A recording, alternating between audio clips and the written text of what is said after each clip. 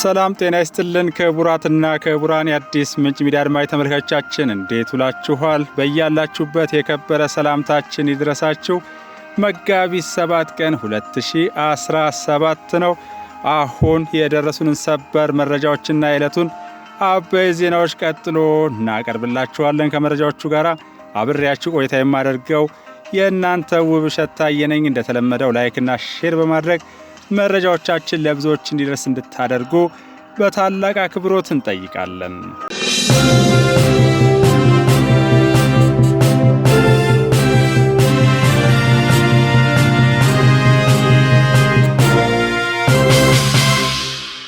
የቀረበለትን የሰላም ጥሪ አሻፈረኝ በማለት ህዝብን በማሰቃየት በመዝረፍና ማህበራዊ ሰላም በማደፍረስ በቀጠለው ጽንፈኛ ቡድን አባላት ላይ የማዳግም እርምጃ መውሰዱን ከደቡብ ወሎ ዞን ያገኘነው ሰበር መረጃ አመለከተ።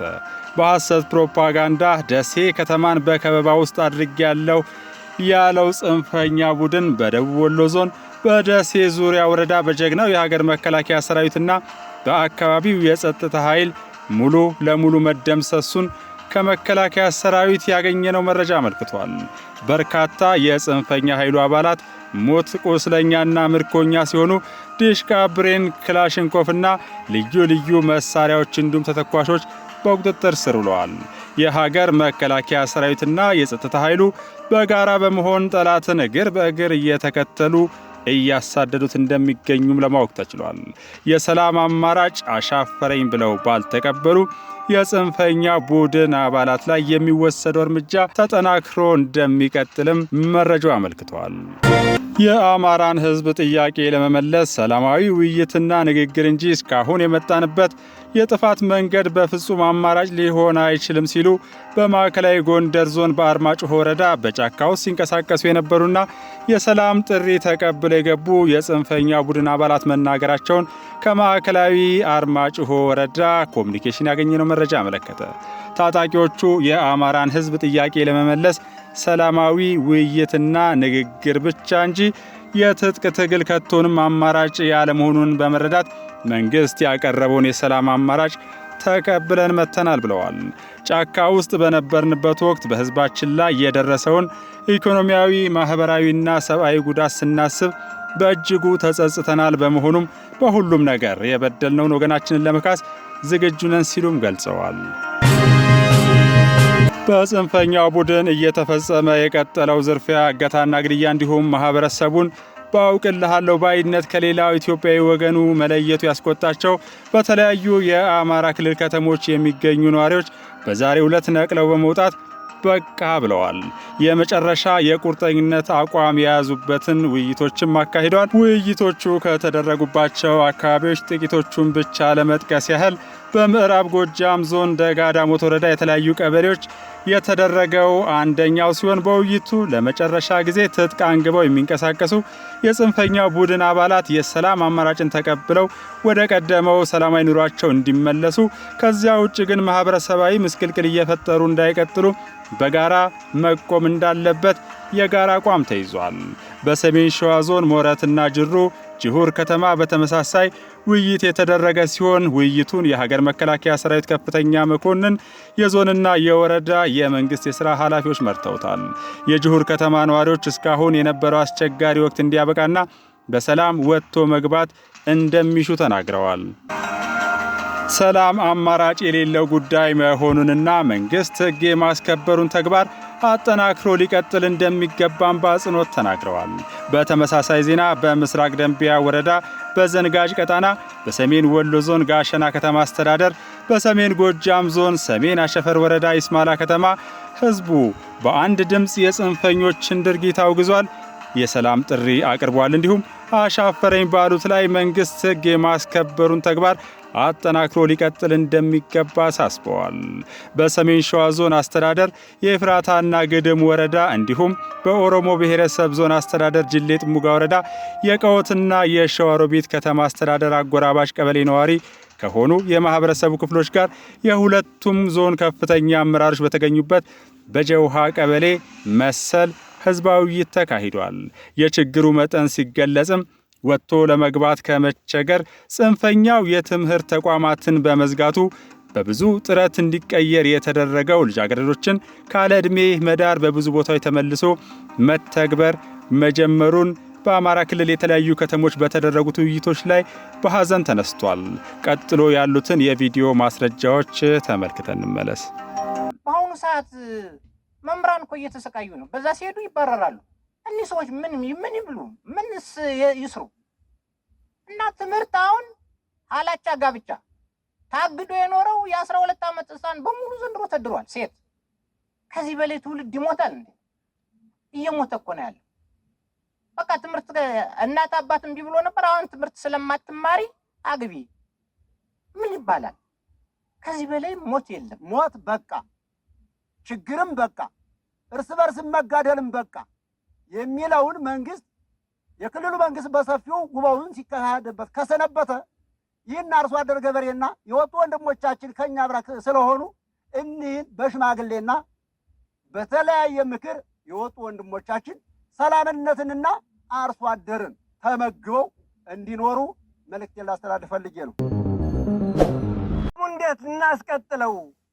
ወደኛ ስንመጣስ ካዘዞ እስከ መተማና እስከ ደለጎ ያለው መንገድ እንደኔ መስሎ የሚታየኝ ቀበሌዎቹ ድርሻቸውን መውሰድ ነው። እንደ ሽንፋ ድርሻውን ይውሰድ፣ እንደ ጉባኤ ድርሻውን ይውሰድ፣ ይጠብቅ ሀገሩን።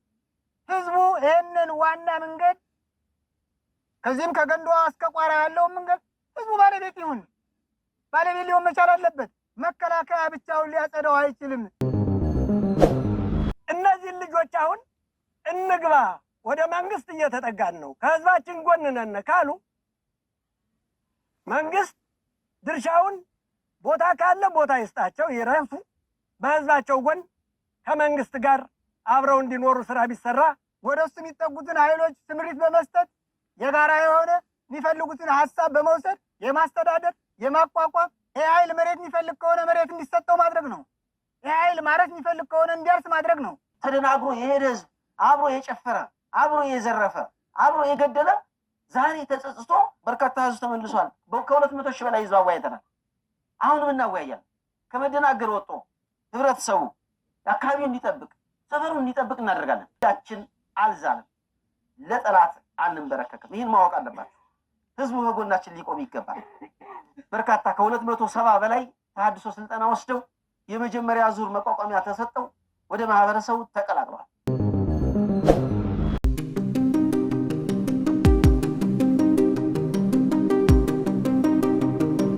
እኔን ጦርነት የሚደግፍ አካል ማንም አይኖርም። ከጦርነት ምን ይገኛል? እስቲ የድር ቦታ ወር እናንተ በሰላም ይመጣል? ማንስ ይሄዳል? ወደዚህስ መሄድ ይቻላል? አይደለም፣ የለም። ይህን ችግር ለመፍታት ሰላም እናምጣ። ሰላሙ ጠቀሜታ አለው። ለሰላም እንጣ። የአርሶ አደር በሰላም ተስተናግዶ ይኑር። ያርስ ያምር። የገበሬው ምርት ለመንግስትም ሆነ ለሀገር ጠቀሜታ ነው። ቅድም ሲነሳ የነበረ ነገር አለ። የእኛ አዝመራ ሽያጩ ይህን ያህል ነው። አዚህ ክፍያው ይህን ያህል ነው። አዎ ትክክል ነው። ለምንድን ነው የሆነ? ሰላም በማጣት በየት ሲስተላለፍ መንገድ በመዘጋቱ ነው። ማን ዘጋው? እኛው ራሳችን። ተማሪ ልጆች እንዳይማሩ በአማራ ክልል ከ4 ሚሊዮን በላይ ተማሪዎች ከትምህርት ገበታ ውጭ እንዲሆኑ በተለይ በእስቴ ወረዳና በመካነ ኢየሱስ ከሚገኙ ከ100 በላይ ትምህርት ቤቶች እስካሁን መቶዎቹ ያልተከፈቱ መሆኑን በሺዎች የሚቆጠሩ ተማሪዎቻችን የመማር ማስተማር እንዳይከናወን ተገደው የቤት እስረኛ እንዲሆኑ በማድረግ ህዝባችን በዘላቂነት ከማንኛውም አብራኩ ክፋይ ከሆነ የኢትዮጵያ ህዝቦች ጋር በጋራ ተወዳዳሪ አብሮ መኖር እንዳይችል የጭካኔ ጥጉን አሳድሮብናል። የጽንፈኝነት ቡድኑ ዓላማው የአማራን ህዝብ መጉዳት፣ መዝረፍ፣ ከኩይ ጠላቶቻችን ጋራ የጋራ ትብብርና አንድነት በመፍጠር ስለዚህ መላ ህዝባችን የዚህን ቡድን የግል ተጠቃሚነት ቸላ ባለማለት ልንነቃበት ይገባል።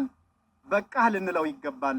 ህብረተሰቡ ይህን ቡድን እንደማይደግፍ በተለያየ መንገድ አረጋግጧል። አንዳንዶች እዚህ መካነ ኢየሱስ በተደረገው ሰልፍም ህዝቡ ይህን ቡድን እንደማይደግፍ የክልላችን ህዝብ አረጋግጧል። አንድ ሁለተኛ የውጭ የተለያዩ ዲያስፖራዎችን በመጀመሪያ የደግፉ የነበር ድርጊቱን እያዩ ድጋፋቸውን እየቀነሱ መጥተዋል። እዚህ ውስጥ ያላችሁ ትልልቅ አባቶች አላችሁ፣ ወጣቶችም አላችሁ። ገና ሮጣችሁ ያልጠገባችሁ ወጣቶቻችን፣ የዚች ሀገር የልማት ኃይል የሆናችሁ ወጣቶች የጦርነት ገፈት ቀማሽ መሆን የለባችሁ። ኖ ማለት አለባችሁ። ማመዛዘን አለባችሁ። እናንተ የምትቀየሩት ሀገር የምታሻግሩት በልማት ነው። ከምስራቅ እዝ ሚዲያና ህዝብ ግንኙነት ያገኘነውን መረጃ ስናስከትል በጦርነት ያሸነፍናቸው ኃይሎች የከፈቱብንን የስነ ልቦና ጦርነት በጠንካራ ውስጣዊ አንድነትና ኢትዮጵያዊ መንፈስ እያከሸፍን የኢትዮጵያን ሰላም ልማትና አንድነት ማስቀጠል የዚህ ትውልድ ሰራዊት ተልእኮ ነው ሲሉ የምስራቅ እዝ ዋና አዛዥ ሌተና ጄኔራል መሐመድ ተሰማ ተናገሩ። ዋና አዛዡ በጅግጅጋ ገርባሳ በስልጠና ላይ የሚገኙ የድጋፍ ሰጭ ሙያተኞችና የአንድ ኮር ሰልጣኞች ጋር ባደረጉት ውይይት እንደተናገሩት አቅጣጫና ጊዜ እየቀያየሩ ኢትዮጵያን ለማፍረስ የሚችሉ ኃይሎች ሰራዊታችንን በጦርነት አሸንፈው ሀገርን ማፍረስ ስላልቻሉ ሰራዊቱን በሐሰተኛ ፕሮፓጋንዳ ለማሸነፍ እያደረጉት ያለውን ጥረት አጠናክረው የቀጠሉ ቢሆንም ሰራዊታችን በውስጣዊ አንድነቱና ጽናቱ እየመከተ ኢትዮጵያን እያስቀጠለ ይገኛል ብለዋል። ጽንፈኛው ኃይል ኦነግ ሸኔና አልሸባብ በተለያየ አቅጣጫ ኢትዮጵያን ለማተራመስ እየሞከሩ ይገኛሉ። እነዚህ ኃይሎች በአንድም ይሁን በሌላ መንገድ የውስጥና የውጭ ኃይሎች ጋር ትስስር ፈጥረው ሀገርን ለማተራመስ እየሰሩ እንዳሉ ሁሉም ታክቲካል አመራር ጠንቅቆ ማወቅና መረዳት እንዳለበትም አስገንዝበዋል። የበታች አባላት ጠላቶቻችን ማን እንደሆኑና ዓላማቸው ኢትዮጵያን አፈራርሰው ለውጭ ታሪካዊ ጠላቶቻችን አሳልፈው ለመስጠት መሆኑን እንዲረዱ ማድረግ ያለበት ደግሞ አመራሩ ነው ሲሉ አሳስበዋል። ሌተና ጄኔራል መሐመድ በአሁኑ ወቅት እንደ ሀገርም ሆነ እንደ ተቋም ከፍተኛ እድገትና ለውጥ እየተመዘገበ ሲሆን ሰራዊታችንም በዚሁ ልክ እየዘመነና እየታጠቀ ይገኛል ካሉ በኋላ ሰራዊቱ እየሰለጠነና እየታጠቀ ያለው በየመንደሩ ጠመንጃ አንግቦ ለሚሽለኮሎክ ጽንፈኛና ሽብርተኛ ኃይል ሳይሆን ለኢትዮጵያ ሉዓላዊ ግዛትና አንድነት አስተማማኝ ዘብ ለመሆን ነው ሲሉ ገልጸዋል።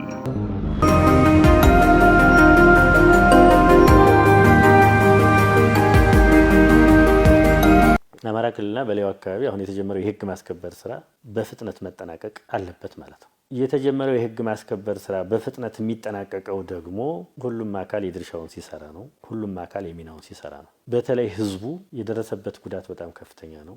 ወጣቶች ብዙ ጉዳት ደርሶባቸዋል። ህፃናት የመማር መብታቸው ተነፍጓቸዋል። የንግዱ ማህበረሰብ ሰርቶ ሀብት የመፍጠር መብቱ ተነፍጎታል። ጉዳዩ የህዝብን ደህንነት መጠበቅ ነው። ጉዳዩ አጠቃላይ የሰላም የልማት እና የኢኮኖሚ እንቅስቃሴዎችን በሚፈለገው መልኩ ማስኬድ ስለሆነ የተጀመረው የህግ ማስከበር ስራ በፍጥነት መጠናቀቅ አለበት። ለዚህ ደግሞ ህዝቡ ተባባሪ መሆን አለበት። አንድ ሁለተኛው ከላይ እስከታች ያለው የፖለቲካም ሆነ የጸጥታ መዋቅር ሙሉ አቅሙን ተጠቅሞ ራሱን እያደራጀ የስራ ክፍፍል እያደረገ ህዝቡን እየመራ ከህዝቡ ጋር ተቀናይቶ የክልሉ ሰላም ማስፈን አለበት። ሶስተኛው አጠቃላይ ተቋማት አመራሩና ሲቪል ሰርቫንቱ ሙያዊ ኃላፊነቱን፣ ፖለቲካዊ ኃላፊነቱን፣ የዜግነትን ኃላፊነቱን ሁሉም ሰው ለራሱ የሚሰራው ነው። ሰላም ሲኖር ነው የኢኮኖሚ የልማት ችግሩን መቀነስ የሚቻለው ወይም በፍላጎታችን ማስኬድ የምንችለው ማለት ነው። የጸጥታ መዋቅሩ እውነት ለመናገር መስዋዕትነት ከፍሏል፣ ሙቷል። በጸጥታ ኃይሉ ደምና አጥንት ላይ የቆመ ክልል ነው። ዝም ብሎ በቀላሉ የተገኘ አይደለም። ይሄ ሰላም የተጀመረውን ዳር ለማድረስ ደግሞ አሁንም ከመዋቅሩ ብዙ ነገር ይጠበቃል። ሌላው የቅንጅት እና የመደጋገፍ ባህላችን ከስካሁኑ ማሳደግ አለብን። ክልሎች መደጋገፍ አለባቸው። አማራ ክልል ብዙ ክልሎች ጋር ይዋሰናል እንደምታውቁት። ስለዚህ በክልሎች መካከል ቅንጅት መኖር አለበት። በዞኖች፣ በከተሞች፣ በወረዳዎች መካከል ቅንጅት መኖር አለበት። ይሄ ቅንጅትና መናበብ ደግሞ ሲያድግ የህግ ማስከበር ስራው በፍጥነት ይጠናቀቃል። የሚቀር ነገር ካለ በሂደት እየተለቀመ ይሄዳል ማለት ነው።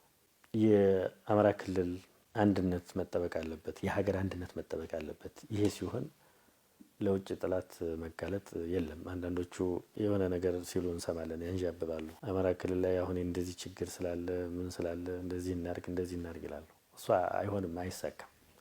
የኢትዮጵያ ህዝብ በሀገር ህልውና ላይ ስትመጣበት ታሪክም የሚያሳየው ምን እንደሆነ ጠላቶቻችንም ያውቁታል። እንኳን አሁን በክልሉም ሆነ ከክልሉ ውጭ ባሉ በሁሉም ኢትዮጵያውያን መልካም ነገር ሲኖር ቀርቶ ማለት ነው።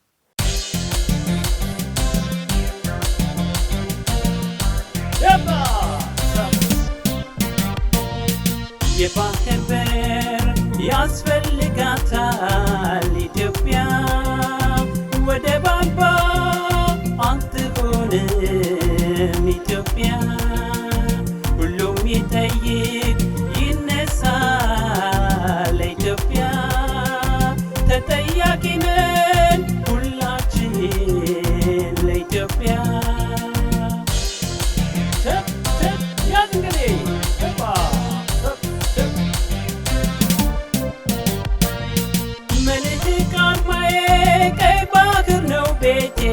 ጀግንነት ውርሴ ነው የአያት ያባቴ። ቃል ኪዳን የላድስ ዳግም ለሀገሬ ጀግናው መርከበኛ ለእኛ ይበገሬ። አቤት አቤት አቤት ሸብ ሸብ ሸብ የሚዬ ኢትዮጵያ መከታ ጋሻዋ ሰላምን ተላብሶ ለክብሯ የሚሰዋ ተከብሮ የኖረው በህብረ ብሔሯ ዳግም ይታደሳል በባህር ኃይሏ።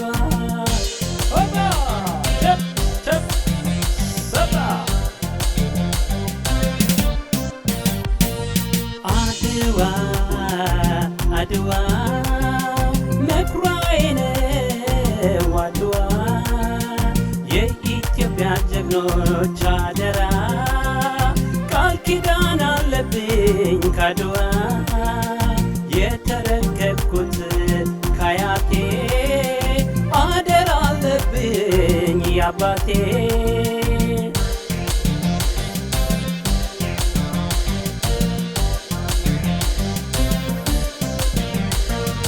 መልህቅ አርማዬ ቀይ ባህር ነው ቤቴ ጀግንነት ውርሴ ነው የአያት አባቴ ቃል ኪዳኔ ላድስ ዳግም ለሀገሬ ጀግናው መርከበኛ ነኝ አይበገሬ።